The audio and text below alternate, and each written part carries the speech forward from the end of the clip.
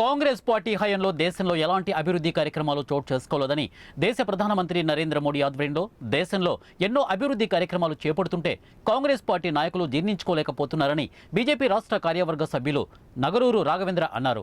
ఆయన కర్నూలు నగరంలో మీడియాతో మాట్లాడారు. భారతదేశ ప్రజల చిరకాల వాంఛ అయిన అయోధ్య రామాలయ దేవాలయ ప్రారంభోత్సవానికి కాంగ్రెస్ నేతలను ఆహ్వానిస్తే రామని చెప్పడం విచారకరమని ఆయన తెలిపారు. బీజేపీ అభివృద్ధి కార్యక్రమాలు చేస్తుంటే కాంగ్రెస్ పార్టీ రాజకీయంతో ముడిపెట్టడం సరికాదని అన్నారు.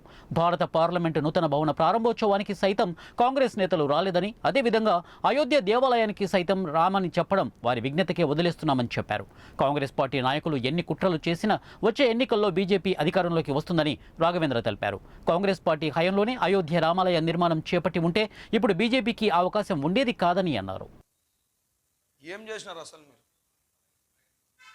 ఈరోజు అయోధ్య రామ మందిరము ఒక చిన్న గొడవ లేకుండా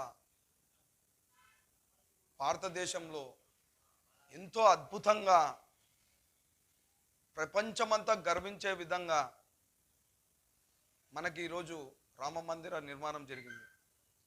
ఎక్కడ కూడా ఒక చిన్న సంఘటన కూడా, ఇబ్బంది అయిన సంఘటన కూడా జరగకుండా ఎవరిది వాళ్ళకి నీట్గా కంప్లీట్ చేస్తూ ఈ రామ మందిరాన్ని వీళ్ళు ఫుల్ ఫ్లెడ్జ్గా ఈరోజు ప్రాణ ప్రతిష్ఠ రాముల వారిని ఈరోజు వరకు తీసుకొని వచ్చారు.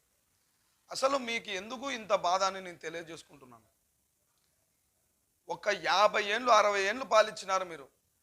ఏమన్నా చేసినారా ఈరోజు భారతదేశానికి? కౌరవ